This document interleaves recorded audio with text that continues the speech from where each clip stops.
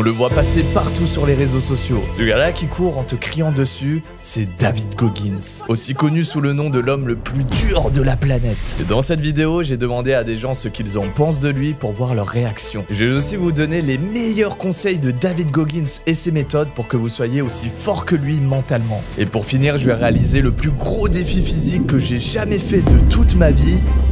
Réaliser un marathon sans entraînement. Bienvenue chez Mr Dreamax. Est-ce que tu connais David Goggins? Non, pas du tout. Pas du tout. Non, je connais pas du tout. Non, pas du tout, c'est qui? Non. Non. David Goggins? Pas du tout. Est-ce que tu connais David Goggins? Ouais, c'est motivateur américain, ancien obèse là, qui fait des discours de motivation, si ma mémoire est bonne. Exactement. Alors pour ceux qui ne le connaissent pas encore, David Goggins, il est né en 1975 à New York. Et il a vécu une enfance plutôt difficile, marquée par les abus, marquée par la pauvreté et marquée par le racisme. Ces expériences, au lieu de le briser en deux, eh bien ça a contribué à alimenter la rage intérieure. Pendant son adolescence, pas de bol, il est tombé sur un père très abusif. C'est pourquoi sa mère a demandé la séparation. Donc David, il grandit dans une famille divisée. Et en plus de ça, c'est pas tout. David Goggins avait des problèmes de santé. Il était en surpoids, mal dans sa peau, il avait des problèmes de confiance en lui. En même temps, pas très étonnant, quand tu regardes son ancien physique, tu comprends directement. Et comme si c'était pas assez, en plus de sa situation familiale et personnelle, à l'école, c'est un cancre, il est nul de chez nul. Donc pour notre petit David, c'est pas gagné. Tous les jours, il fait face à ses démons. Et son rêve à lui, c'était de rejoindre l'armée américaine. Cependant, David Goggins, il n'est pas du genre à abandonner facilement. Après avoir travaillé comme exterminateur, il continue à prendre du poids, encore et encore, jusqu'à un jour où il est tellement gros qu'il a du mal à se regarder devant la glace. Il a trop honte de lui. Et c'est là où il a eu un déclic. Et notre David, il fait pas les choses à moitié. Il est parti pour un régime alimentaire extrême. Il court tous les jours, il mange des fruits et des légumes, il dort bien. Bref, il fait sa transformation physique. Et il a tellement la rage en lui accumulée depuis des années qu'en quelques mois, il arrive à finir sa transformation physique. Il passe de gros à athlétique. Et grâce à ses efforts, à la fin de sa transformation physique, il finit même par intégrer les Navy Seals, l'armée américaine la plus dure à intégrer avec des exercices hors normes. Alors là c'est bon, il est aux anges, il a accompli son rêve de devenir militaire américain, il reçoit même une petite médaille pour ses loyaux services, mais pour notre David ça lui suffit pas, donc il se tourne vers un nouvel objectif, cette fois-ci les courses d'ultra endurance. Alors cette fois-ci il court pour une noble cause, pour quelque chose qui lui tient à cœur, c'est de récolter des dons pour ensuite les donner aux enfants des militaires décédés au combat. Et avec une détermination d'acier et un cœur d'artichaut, il se fait connaître dans le monde de l'endurance et il inspire beaucoup de personnes à se surpasser parce que je peux vous promettre que ce qu'il a réalisé dans les courses d'ultra-endurance, c'est hors norme. Aujourd'hui, outre ses exploits physiques impressionnants, David c'est aussi un motivateur conférencier qui passe parfois sur YouTube en faisant des podcasts et aussi c'est un auteur d'un best-seller mondial qui s'appelle Can't Hurt Me. Son livre retrace son histoire mais surtout comment il s'est forgé son mental d'acier. Et alors là, je viens de sortir de la douche et j'ai une réflexion. Je m'étais dit, dans tous les cas, je dois courir le marathon cette semaine. Alors pourquoi pas le faire aujourd'hui, là, maintenant, tout de suite? Pourquoi? Parce que si je me prépare au marathon, je peux me préparer pendant des jours, des mois, des années et je ne serai jamais prêt. Mais si je switch mon mental et je me dis, ok, vaut mieux être prêt que préparé, alors let's go le faire maintenant. Et en fait David Goggins, ça a jamais été une question de physique. J'ai jamais connu personne qui disait j'ai envie d'avoir le physique de David Goggins. Mais ça a toujours été une question de mental. Et c'est ça la différence entre les gagnants et les perdants. C'est que les gagnants, même s'ils sont pas toujours bien préparés, ils sont prêts à passer à l'action. Alors que les perdants, eux, ils peuvent rester des années dans la préparation sans jamais passer à l'action. Toujours ils se forment, ils procrastinent, ils attendent le moment parfait. Mais devine quoi? Le moment parfait, il n'existe pas. Soit tu es prêt, tu fonces et ensuite tu avises, ou soit tu peux te préparer toute ta vie, mais dans ce cas-là, tu n'as pas de résultat. Donc c'est ça la différence, vaut mieux être prêt que préparé. Bon, ça y est, c'est l'heure, il est 12h30 et là je vais courir enfin le marathon. J'ai confiance en moi, le but c'est pas de se blesser, le but c'est de le terminer. Je sais qu'en moyenne un marathon c'est en 4h20. J'ai aucune idée de ce qui m'attend, mais je sais que je ferai mon possible pour le terminer et aller jusqu'au bout. Et à la fin de cette expérience, ça va me changer là-dedans. Alors là, ça fait 1,5 km que je cours. Je suis déjà mort, c'est que le début. Et Google Maps annonce 10 heures de marche. Donc je me dis, Au lieu d'écouter des musiques motivantes, on va rendre ça encore plus dur. Je vais écouter des podcasts de David Goggins pendant 10 heures. Je vais voir si je vais tenir, mais je pense que ça va être plus instructif pour mon cerveau et pour mon corps. Allez, je continue. Ouh. Maintenant, je vais vous parler de la routine de David Goggins. Tout d'abord, il commence avec de la course à pied parce qu'il considère que c'est l'activité la plus chiante à faire de la journée. Et lui, tout ce qui est chiant, il aime bien. C'est le concept Eat That Frog, donc manger la grenouille, qui consiste à faire la tâche la plus dure dès le réveil. Donc David Goggins, tous les matins, il fait un petit Miracle Morning, donc il se réveille à 5h30 du matin. Et ensuite, il enchaîne avec un petit footing de 20 km quand même, un petit semi-marathon, histoire de bien se réveiller. Et en fait, il dit que quand tu commences la journée avec la chose la plus dure, eh bien ça te forge le mental et t'es préparé comme un combattant à t'armer pour te battre contre la journée qui va venir. Après son footing, c'est pas tout, sinon ça serait trop facile. Il enchaîne avec une séance de musculation et ensuite une séance de méditation, histoire d'être bien dans son corps, que ce soit dans l'endurance ou dans la force. En fait, pour lui, dans sa mentalité, parler pour parler, ça n'a aucune valeur. Lui, ce qu'il regarde et ce qu'il juge, c'est que les actions. Et dans son cas à lui, il n'a même pas besoin d'ouvrir la bouche parce que ce sont ses actions à lui qui parlent à sa place. Il n'a pas besoin de dire « je suis discipliné », non. Juste, il l'est. Comme tu peux le voir dans cette vidéo, il y a des micro-trottoirs, il y a de la face caméra, il y a de l'expérience, comme là actuellement je suis en train de faire un marathon. Ça c'est ce qu'on appelle un cross-format, dans une optique de gagner en rétention. Et si tu veux connaître tous mes secrets de créateur de contenu à plus de 2,4 millions d'abonnés, eh bien j'ai créé un tout nouveau programme qui s'appelle l'art du créateur. Il s'agit d'un programme qui te montre pas à pas comment atteindre les 100 000 abonnés au format vertical si tu es un créateur éducatif. Dedans, il y a plus de 10 heures de contenu, 43 leçons. Je te montre tout l'envers du décor de mes productions, tous mes secrets pour gagner en visibilité, devenir viral à chaque fois et surtout avoir des vidéos cinématiques. En plus de ça, tu as accès à un groupe communautaire avec des créateurs de contenu comme toi. Il y a des lives hebdomadaires tous les jeudis soirs où je peux review ta chaîne et te donner des conseils en direct. Il y a plein de bonus supplémentaires comme par exemple mon notion personnelle pour trouver des idées de vidéos ou mon notion qui répertorie les meilleurs hooks pour bien commencer ces vidéos. Je te laisse aller voir ce nouveau programme l'art du créateur sur mydreamax.com. Tu as le lien en description. Sur ce, je vais finir mon marathon. Quand tu as un objectif super ambitieux, eh bien il faut le découper en plusieurs mini-objectifs et chaque mini-objectif que tu réaliseras, il faut le considérer comme une petite victoire. L'idée c'est toujours y aller petit à petit. Là par exemple, mon objectif c'est d'aller vers ce poteau. Et une fois que j'ai fini ce poteau, l'objectif c'est d'aller dans le poteau d'après. Et l'idée c'est toujours avancer quoi qu'il arrive. Si je peux courir, je cours. Si je marche, je marche. Si je peux pas marcher, je rampe. Mais l'idée c'est de toujours avancer. Petit update, là ça fait 10 km que je cours. Je vais battre mon record personnel. J'ai jamais couru plus de 10 km. Donc là ça commence à faire mal, ça commence à piquer. J'ai les jambes qui piquent, mais je pense que je peux encore pousser un petit peu. Je crois en moi. L'objectif c'est de finir, c'est pas de se blesser. Et il part du constat que le monde devient de plus en plus feignant. Qu'est-ce que t'en penses? Je pense pas. Bah, il a pas tort. Ouais, je trouve. Ils sont feignants, ils sont aigris, feignants, ils regardent mal. Ouais, moi je trouve que c'est vrai. Il y a beaucoup de gens qui ne veulent pas bosser, je te mens pas. Mais il y a des gens qui veulent des trucs, mais ils ne travaillent pas pour. Si tu veux un truc, tu te lèves, tu le fais. Si tu le fais tous les jours, tu répètes. Un jour, tu auras ce que tu veux en fait. Carrément, Paris, c'est une ville tellement bouchée que je vais plus vite à pied qu'en voiture. C'est fou ça. Franchement, c'est assez dur. Ça fait plus de 2h15 que je cours là. J'en suis à un tiers du chemin. Et mes jambes, ils me demandent d'arrêter. Ils me disent « Arrête, c'est trop dur !» Mais c'est là où il ne faut pas écouter son corps. Il faut enlever son humanité. Il faut enlever ses émotions. Et il faut y aller. Et c'est à ce moment précis que j'atteins le point de bascule. Le point de bascule, c'est ce qui sépare les forts des faibles. C'est là où les faibles, ils vont se recoucher, ils vont se reposer. Et c'est là où les forts créent les forts. Et c'est ceux qui vont plus loin, au-delà de ce point de bascule, qui vont faire la différence. Ce sont eux les gagnants.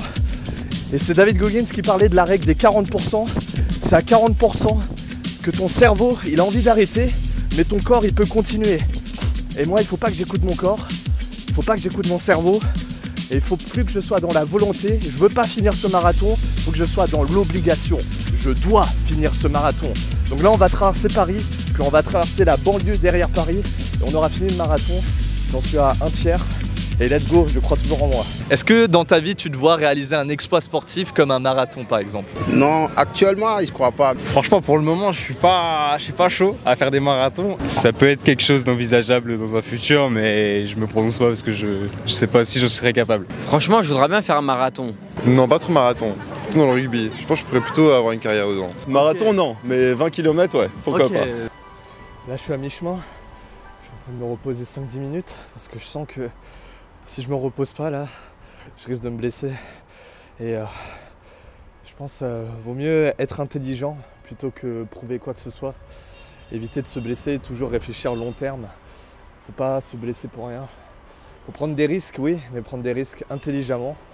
Et là, je sens que mon corps a vraiment besoin de se reposer au moins 5 minutes. Donc je vais me reposer un petit peu histoire d'éviter les blessures. Je pense pas que ce soit un signe d'abandon, juste c'est stratégique. Voici la raison pourquoi j'ai décidé de traverser Paris. C'est parce qu'on a plein de décors différents, c'est magnifique. Et surtout, ça évite l'ennui visuel. Quand on court, c'est très lassant de voir les mêmes choses, les mêmes décors, les mêmes environnements. Et là, le fait de traverser toute l'Île-de-France, je peux vous dire que j'en vois des choses, hein, c'est vraiment bien. Là, je vais passer dedans, là. Là, tu vas passer sur YouTube, là. Ah ouais, là, c'est la classe. Ouais, j'ai peur. Allez les gars, bon courage. Ça va bien? C'est important d'inspirer la jeunesse, parce que c'est eux la prochaine génération, et leur montrer le bon exemple. C'est super important. Alors David Goggins, c'est un humain comme tout le monde et il a ses faiblesses. Et quand il court ses semi-marathons le matin, eh bien il y a toujours cette petite voix dans sa tête qui lui dit « Bon, vas-y, tu peux t'arrêter, personne ne verra, là on n'en peut plus, il faut se reposer. » Et c'est à ce moment-là qu'il a inventé un concept qui est le pot à cookies. Alors Goggins, quand il est dans le mal, il imagine dans sa tête un pot à cookies. Et en fait, chaque cookie qu'il y a dans ce pot représente soit un échec ou soit une réussite dont il est fier. Donc, ok, il est dans le mal, il pioche un cookie et ça lui rappelle un souvenir. Donc par exemple, ça peut être le jour où il a intégré les Navy Seals et il se dit ok, si j'ai pu intégrer les Navy Seals, je peux continuer. Ok, ça lui donne un peu de force, il continue à courir, il court, hop, il est dans le mal, il reprend son pot à cookies, il pioche. Et c'est le jour où il s'est regardé devant la glace et il n'en pouvait plus de se voir gros. Ça lui donne la rage, bam, ça lui redonne la force. Il court. Bref, vous avez compris le principe. Quand vous avez des accomplissements à votre actif, transformez vos accomplissements en cookies mental et ensuite mettez-les dans un pot à cookies. Et dès que vous êtes dans le mal, eh bien, piochez un cookie dans le pot à cookies. Alors, petite précision avec cette méthode, et d'ailleurs, ça c'est un conseil bonus de David Goggins. En fait, vous voyez, dans le pot à cookies, vous mettez vos forces, mais aussi vos faiblesses en termes d'accomplissement. Et en fait, quand vous piochez une faiblesse, il faut avoir cette résilience, cette capacité à transformer un souvenir négatif très douloureux en rage. Et en fait, c'est là où on comprend mieux la mentalité de David Goggins, parce que dans une de ses interviews, il disait que tous les messages de haine qu'il recevait sur les réseaux sociaux, il sauvegardait tout et il se faisait ce qu'il appelle une mixtape de haine. Et dès qu'il n'a pas envie d'aller courir, dès qu'il se sent un peu fatigué, bam, il prend tout le négatif qu'on lui a envoyé et ensuite il transforme ça en rage pour se motiver. Ça fait 25 km et je sens que tous les 100 mètres, j'ai mes cuisses, elles sont en crampe et ça m'empêche d'avancer. Je suis obligé de les masser à chaque fois et de m'arrêter. Je sais pas comment je vais faire, mais faut avancer. Là, je vais marcher un petit moment, je pense. En tout cas, c'est sûr, je vais pas faire le marathon en 4 heures, parce que là, ça fait 4 heures déjà. Mais faut avancer. Quoi qu'il arrive, on avance. Même si j'ai des crampes, je rampe, je m'en fous, mais on avance. Là, je vous promets que chaque seconde, c'est de la torture. Et je pense à ce cookie, et je pense aux cookies que j'ai déjà réalisés, comme par exemple le fait de monter une chaîne YouTube, le fait de dormir une nuit dehors dans la rue. Et là, j'ajoute un cookie qui est de faire un marathon dans les rues de Paris. Parce que là, je vous promets, c'est très dur mentalement, très dur physiquement. On a vraiment envie d'abandonner, mais il n'y a pas le choix. Je me suis engagé. Let's go. Toi, t'es plus dans la team, il faut surpasser ses limites, ou toi, t'es plus dans la team, si on a des limites, c'est qu'il y a une raison. Si on a des limites, c'est qu'il y a une raison. Si on a des limites, c'est pour une raison en fait. Mais parce que des fois, pour surpasser ces limites, tu peux le faire. Mais au niveau sportif, peut-être que tu auras quelques blessures, tu vois, tout ça. Non, il faut surpasser ses limites, toujours. Même si on n'arrive pas forcément, il faut s'en donner les moyens, au moins on sera fier de ce qu'on a fait. Il faut les surpasser. S'il y a des limites, c'est justement pour essayer de les surpasser, quoi. Donc ouais, non, plutôt team, on les surpasse. Les gars, le truc truc incroyable. Je suis devant mon ancienne prépa, Janson de Sailly, totalement par hasard. Ah, c'est vachement sympa. Ça rappelle des souvenirs. Hein. Je suis à 30 km, je viens de terminer de traverser Paris. J'ai bientôt fini, je suis à 2/3. Ça, j'aime bien, c'est du street workout. Courir, je déteste. Mais d'après David Goggins et Andrew Berman, c'est quand tu fais des choses que tu n'aimes pas, que ton cerveau grandit et que tu es capable de plus de choses et tu vis plus longtemps. Tu as une meilleure capacité à gérer la discipline. Et c'est pour ça que je fais ce marathon, c'est parce que je déteste courir. Et comme ça, on grossit notre cerveau. J'aurais bien fait quelques tractions, mais il faut que je garde de l'énergie encore. Bientôt fini. David Goggins nous partage une autre leçon très puissante tirée de son expérience du Hell Week. Alors pour ceux qui ne connaissent pas, le Hell Week, c'est une semaine d'enfer, mais d'enfer dans le mauvais sens du terme, pour intégrer les Navy Seals, l'armée américaine. Et dans cette semaine d'enfer, il introduit le concept de la décision d'une seconde. Ce concept, c'est quoi? C'est que quand t'es dans le dur, quand t'es dans le mal, eh bien il suffit d'une seconde pour prendre la décision soit d'arrêter, donc là t'as un mental de faible, ou soit de continuer même si c'est dur. Une seconde. Et dans sa Hell Week qui dure 130 heures, il nous dit que chaque seconde compte. À un moment, il est menotté dans l'eau glacée et à chaque fois qu'il se prend une vague dans la figure, il voit sa vie défiler devant lui. Et dans ces moments précis, il se dit une seconde. Une seconde, une seconde. Il suffit d'une seconde pour savoir s'il a un mental de faible et il va abandonner ou s'il a un mental de fort et il va continuer. Et au-delà de tout ça, il met vraiment en avant l'idée que la douleur, les malaises, les vomissements, c'est temporaire, mais derrière, la honte de ne pas avoir persévéré, de ne pas s'être donné à son maximum, bien ça peut durer toute la vie. Et personnellement, pendant mon marathon, j'ai également utilisé cette technique où quand j'étais dans le mal, je me suis dit juste un pas de plus, juste un pas de plus, jusqu'à atteindre ma destination. Alors là, il me reste plus que 1 km avant que je finisse le marathon. Ça aura duré au total un peu plus de 7 heures. Je sais que c'est énorme, mais l'idée, c'est pas de faire des bonnes performances. L'idée, c'est d'aller au bout de ses projets. C'est pas une question de physique, c'est pas une question de vitesse, c'est une question de mental. Est-ce que tu arrives à aller au bout de tes projets? Est-ce que tu finis ce que tu as commencé? Est-ce que tu respectes ta parole? J'ai les jambes en compote actuellement, mes jambes tremblent, j'ai des crampes, j'arrive à peine à marcher. J'ai les pieds, je vous raconte même pas.